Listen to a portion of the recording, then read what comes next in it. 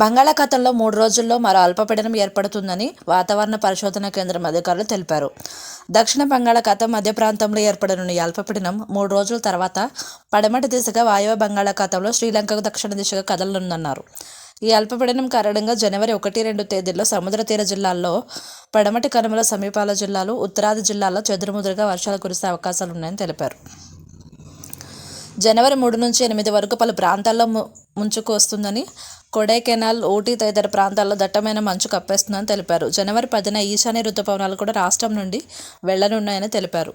జనవరి, ఫిబ్రవరి నెలల్లో మంచు కురవడం, చలిగాలులు వీస్తూ తరచూ జల్లులు పడుతూ ఎండలు కూడా బాగా వీస్తాయని వివరించారు.